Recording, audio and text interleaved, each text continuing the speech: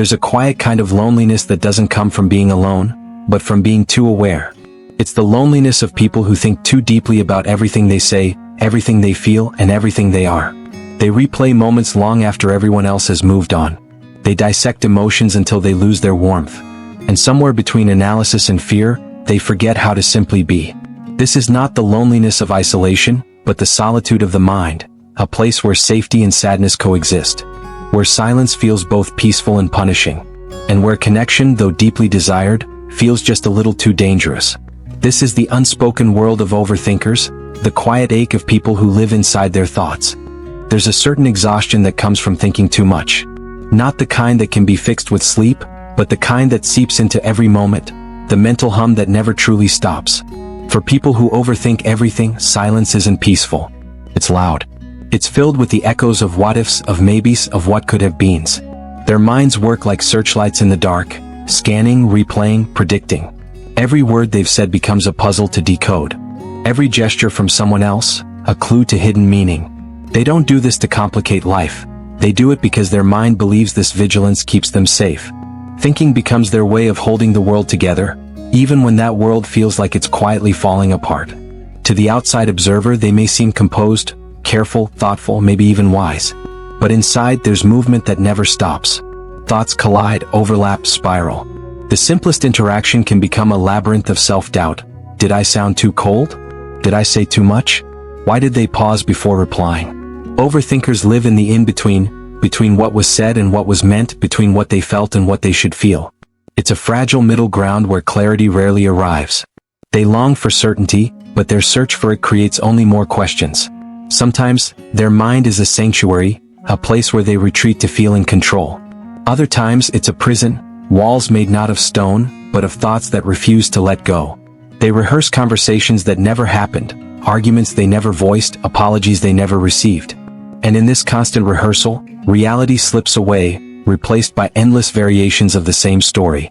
But beneath all the mental noise lies something softer, something deeply human: fear. Fear of being misunderstood. Fear of being hurt. Fear of missing something important. The mind doesn't spin because it wants chaos. It spins because, somewhere long ago, it learned that thinking might prevent pain. Overthinking is often mistaken for indecision, but it's really a form of care.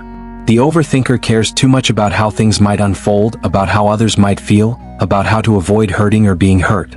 It's a deep empathy turned inward, until it becomes overwhelming. When others fall asleep, the overthinker reviews the day in quiet detail. Every glance, every tone, every silence. They try to decode meaning where there might be none, searching for reassurance in logic, but finding only more ambiguity. Their mind refuses to settle because peace feels unfamiliar, even unsafe. Over time, this hyper-awareness becomes isolating. They begin to feel detached from the simplicity of the moment. It's hard to laugh freely when your thoughts are analyzing the laughter. It's hard to connect when your mind is evaluating every possibility of rejection. The very awareness that once protected them now builds distance between them and life itself.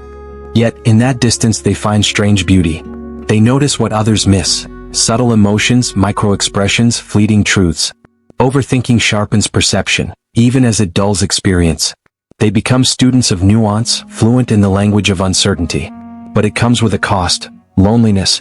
Because while everyone else lives in their moments, the overthinker lives around them, orbiting experiences rather than inhabiting them. The mind that never rests becomes both companion and captor. Still, there's tenderness here.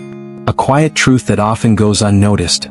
Overthinking is not a flaw, it's an unhealed instinct. A habit born from care, from wanting to understand the world deeply enough to avoid pain. And though it brings loneliness, it also brings wisdom.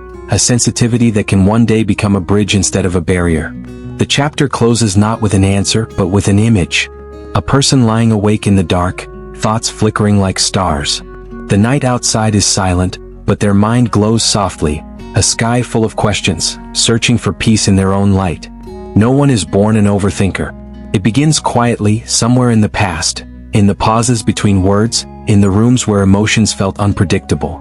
The child who would one day grow into the overthinking adult often started as someone who paid too much attention. Someone who learned early that safety depended on understanding what others felt. They watched the world not with curiosity but with caution. They learned to read the subtle signs, The shift in tone, the look in the eyes, the silence that spoke louder than anger. Every glance became data. Every reaction a signal to decode. And so, a mind meant for wonder turned into a mind for survival. In families where love was conditional or moods changed without warning, the child adapted by thinking more. They scanned for patterns. When does anger start? When is it safe to speak? What version of me keeps the peace? Over time, this vigilance became instinct. Thinking was no longer a choice, it was a form of self-defense. The roots of overthinking often grow from emotional unpredictability. A parent who was loving one day, distant the next. A home where feelings were dismissed or punished. In such spaces, the mind becomes both shield and compass. The child learns that understanding, if I can just figure it out, might prevent the next storm. So they think. They think until they can't feel. Because feeling was dangerous. Years later, as adults, that same pattern remains. Only now it hides beneath layers of logic and reflection. The person who once tried to predict a parent's mood now tries to predict the world's reactions. They apologize before anything goes wrong. They explain themselves too much. They read meaning into silence even when none exists. And because their childhood taught them that certainty equals safety, uncertainty feels unbearable. Overthinking in this sense isn't a bad habit, it's an emotional inheritance. A coping strategy that once kept them safe in a world they couldn't control. Some overthinkers come from homes of quiet neglect, where absence taught them to fill in the blanks themselves. Others come from chaos where every day brought new rules. Both environments create the same inner vow. If I can understand everything, maybe I can finally feel secure.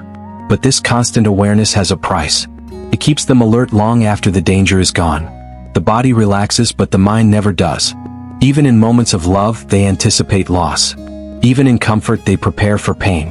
The mind becomes addicted to thinking, because stillness feels like exposure. And yet, within this overanalysis lies an unspoken tenderness, a desire to connect more deeply, to understand others so no one gets hurt again. Many overthinkers are deeply empathetic. They sense undercurrents others ignore. They feel the emotions that others suppress. But empathy without boundaries can turn inward, becoming self-surveillance. They begin to measure their worth through how well they can avoid mistakes, how perfectly they can navigate others' emotions. The tragedy is that the skill that once ensured safety now prevents intimacy. Because when you're busy predicting, you can't truly be present. And when your mind is always preparing for rejection, love feels like a test you're destined to fail. Somewhere deep down, the overthinker still carries that child, the one who tried so hard to make sense of the unpredictable. The one who believed that if they could think enough, they might finally be enough. It's not weakness. It's a form of quiet bravery, a lifelong attempt to turn fear into understanding. But no mind can live forever on alert. And so begins the gradual realization that thinking is not the same as feeling, and control is not the same as peace. The roots of overthinking grow from a simple need, to be safe in a world that never guaranteed safety. But healing begins when one finally dares to ask, what if I no longer need to protect myself this way? Overthinking is often misunderstood as indecision or worry, but beneath it lies something far more primal, the need for control. When life once felt unpredictable, the mind built a system to keep chaos at bay. Analyze everything, anticipate everything, prepare for everything. It worked for a while. But what begins as protection slowly turns into a cage. At its core, overthinking is the nervous system's way of staying ready. The brain, shaped by past unpredictability, begins to equate safety with certainty. The moment uncertainty appears, the body registers threat. The mind floods with thoughts, each one an attempt to regain control, to turn the unknown into something manageable. In psychological terms, this is the dance between the amygdala and the prefrontal cortex. Emotion and logic constantly negotiating for peace. The amygdala sounds the alarm. Something's wrong. The prefrontal cortex rushes in. Let me solve it. But because the threat is imagined, not immediate, there's nothing to solve. Only more to think. So the loop continues. The overthinker's mind is not broken. It's simply overactive in protection. Each layer of thought is a shield against vulnerability. They analyze because feeling raw emotions feels unsafe. They control because surrender feels like falling. To them, unpredictability is not just uncomfortable, it's terrifying. This constant need for control can manifest subtly. Some plan every detail of their lives, others monitor every social cue. Many replay interactions, searching for signs of rejection. It's not vanity or obsession, it's fear disguised as precision. The fear that if something is missed, the cost will be emotional pain. In relationships, this often becomes invisible labor. Overthinkers try to manage not only their own emotions but others as well, preempting discomfort, anticipating conflict, softening their words. The goal isn't manipulation, it's safety. They don't want to be blindsided again by disappointment or abandonment. But here lies the paradox. The more they try to control outcomes, the less control they truly have. Because control and connection cannot coexist. Control demands prediction, connection requires trust. The overthinker wants both, and ends up caught in the middle, forever restless, forever doubting. Psychology calls this hypervigilance, the chronic scanning for threat even in safe environments. It's common among those who grew up in emotional unpredictability. The brain learned that alertness equals survival. But the same mechanism that once saved them now drains them. The body remains tense, the mind loops endlessly, the heart stays guarded. This state often feels like anxiety, but deeper than that, it's grief, the grief of never having felt safe enough to let go. And grief, when unacknowledged, turns into fear. Fear of making the wrong choice. Fear of being misunderstood. Fear of not being enough. Overthinkers often intellectualize their pain. They understand their patterns, name their fears, even diagnose their triggers. But emotional understanding without emotional safety becomes another form of control. The mind analyzes feelings to avoid feeling them fully. It's like trying to heal a wound while wearing gloves. What makes this cycle so difficult to break is that it feels rational. Thinking feels productive. But in reality, the more control they seek, the more powerless they feel. Because life, and people, cannot be managed through logic. The psychological truth is simple, yet hard to accept. Uncertainty is not the enemy. It's the nature of life itself. The mind can prepare for 1,000 scenarios, yet reality will always choose its own path. The overthinker's suffering begins where their need for control meets life's refusal to be controlled. But within this realization lies a small opening, a doorway to peace. If control is rooted in fear, then safety must come from trust. Not blind trust in others, but quiet trust in oneself. The belief that no matter what happens, they will find a way to live through it. The moment this truth is felt, not just understood, the grip of overthinking begins to loosen. Not because the mind stops caring, but because it finally learns that it doesn't need to guard every second of existence to be safe. At the heart of overthinking lies a quiet contradiction, the deep desire to be known, and the deep fear of what being known might cost. Overthinkers crave closeness. They want to be understood, to be seen for who they are beneath all the noise. But that same longing is tangled with fear, the fear that if someone truly saw them, they might turn away. This is the invisible war, to want connection so badly, yet to fear it enough to keep it just out of reach. They reach out but cautiously. They speak but carefully. Every word is filtered through an invisible editor that whispers, "Will this make me too much? Too strange? Too sensitive?" And so, the connection they desire becomes filtered, softened, restrained, safe but incomplete. It's not dishonesty, it's self-preservation. When someone has spent years feeling misunderstood or rejected for their sensitivity, they begin to believe that authenticity is dangerous. They learn to shrink their truth, to calibrate their presence, to offer only the parts of themselves that feel acceptable. And yet, loneliness grows, not from the absence of people but from the absence of being fully seen. Because no matter how surrounded they are, the unspoken parts of them remain untouched. The conversations feel real but incomplete, as though their heart is speaking a language the world doesn't fully understand. Overthinkers often replay these moments long after they end. They wonder if they said too much or too little, if their openness came off as weakness, if their silence was misread as disinterest. They edit their own memories, searching for the version that would have made things right. But in that endless editing, they lose the simple beauty of connection, the unfiltered humanness that can only exist in imperfection. Psychologically, this tension stems from attachment anxiety, the fear that love is conditional, that acceptance depends on performance. So even when love is offered freely, they struggle to trust it. They wait for the moment it fades, preparing for rejection even as they hope it won't come. The mind tries to stay ahead of heartbreak by predicting it, but in doing so, it never allows love to feel real. For many, this fear began early. Love was something earned, not given. Affection was unpredictable, approval was inconsistent. And so, connection became a test, one that demanded perfection to ensure safety. That old equation follows them into adulthood. If I can just say the right thing, be the right person, think enough about how to avoid mistakes, maybe this love will last. But love doesn't live in logic. It breathes in uncertainty. It needs the freedom to unfold, not the pressure to be managed. And so, the overthinker's greatest tragedy is this. Their mind, in trying to protect their heart, becomes the very wall that isolates it. They feel this most vividly in moments of tenderness. When someone holds their gaze too long, when a silence stretches between two breaths, that's when their mind wakes up, trying to decode what it means. Vulnerability feels like danger, so the mind interrupts it with thought. And yet, beneath that interruption, the heart aches for what it just lost. The simplicity of being felt without analysis. This is the paradox of the overthinker's love. It's deep but hesitant, yearning but guarded. They love carefully, too aware of everything that could go wrong. They want to be known but not exposed. They want to be held but not trapped. They want to trust but only if it won't hurt. And still hope remains. Because no matter how tangled the thoughts, the longing underneath is pure. The desire to love without fear, to exist without performing, to rest in the presence of another without needing to think about it. That hope never dies. It waits quietly beneath the noise, whispering through the static. Maybe one day it will feel safe to stay. There comes a quiet moment in every overthinker's life when the mind begins to realize what it's doing to itself. It doesn't arrive dramatically. There's no grand revelation, no cinematic breakdown, just a subtle awareness that thinking has become exhausting. That the mind, once a refuge, now feels like a crowded room that never empties. It often happens during stillness. Maybe while sitting alone in a cafe watching people laugh without effort. Or lying awake at night, realizing that every what-if leads to the same place, nowhere. There's a tiredness deeper than sleep can touch, a fatigue not of the body but of the endless effort to stay ahead of pain.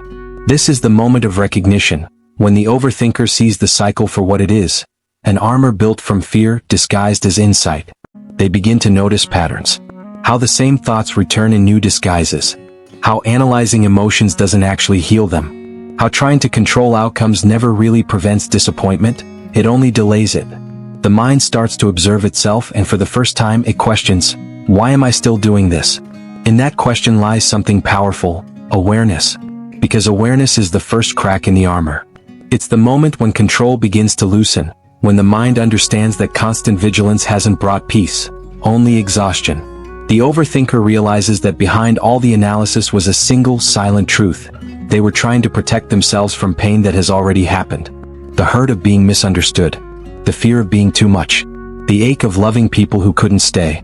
Overthinking was never about the future, it was about rewriting the past, trying to think hard enough to finally feel safe about what went wrong. But safety cannot be thought into existence. It can only be felt. This recognition doesn't erase the habit overnight. The mind still loops, still replays, still worries. But now there's distance, a gentle awareness that says, I see you. The thoughts still come, but they no longer define reality.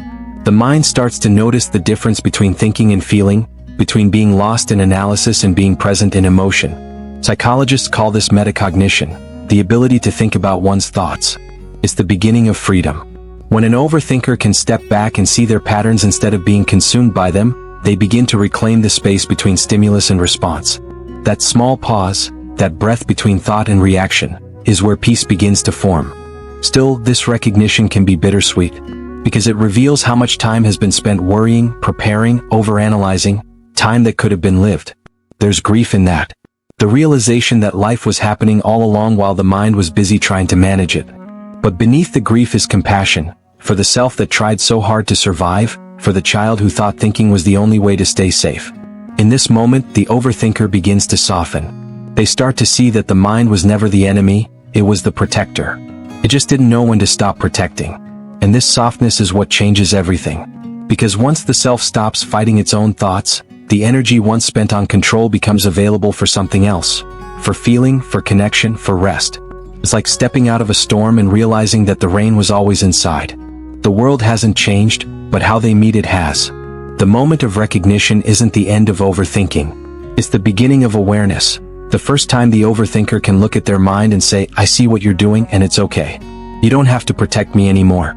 And in that quiet surrender, something new begins to grow.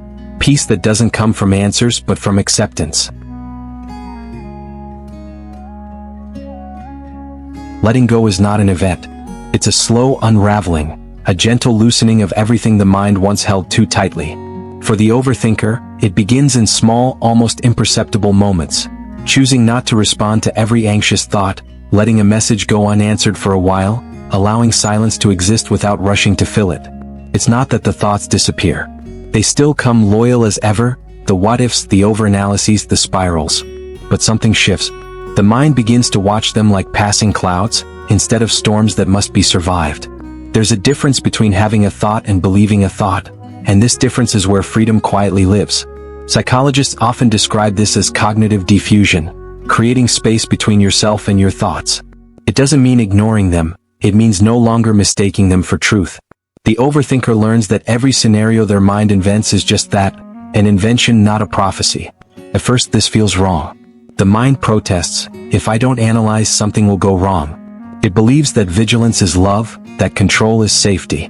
But the longer they practice letting go, the more they see that the world continues without their constant supervision. People respond. Situations unfold.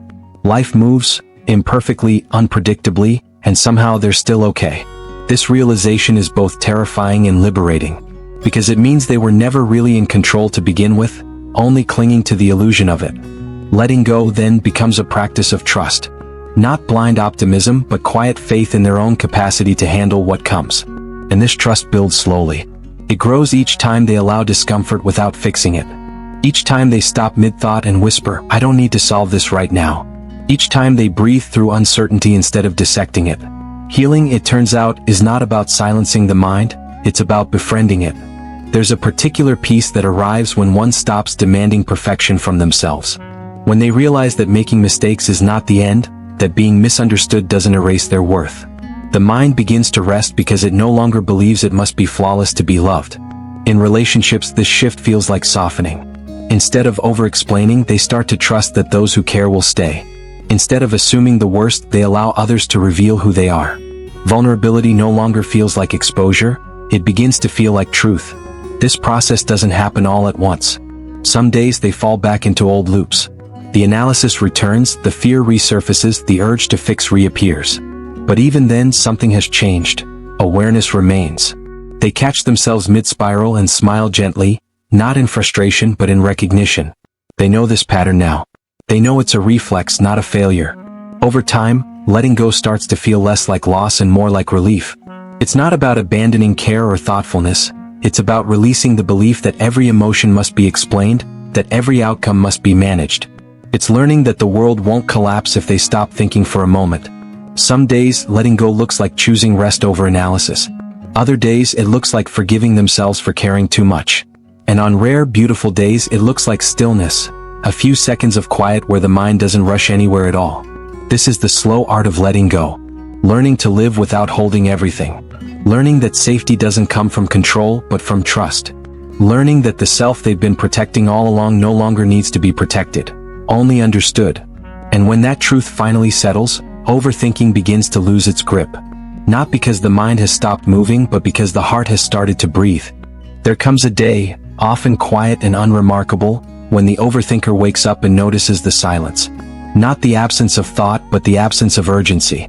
The mind still speaks, but softly now. Its voice no longer commands, it converses. The endless echo that once filled every moment has dimmed into background sound, gentle, almost comforting. This is what peace looks like for someone who has lived too long inside their head.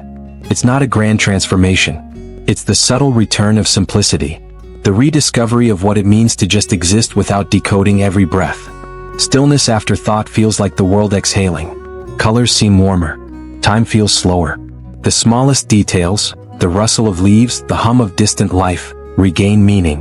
The overthinker begins to see that life doesn't need interpretation to be beautiful. It simply is. What once felt like chaos now reveals its rhythm. Where there used to be overanalysis, there's now observation. They still notice everything, every tone, every emotion, every nuance, but now they don't feel responsible for it. Awareness no longer equals burden. It becomes appreciation. This is the quiet gift of healing. You remain sensitive, but you are no longer shattered by what you sense. The overthinker for the first time feels safe within themselves.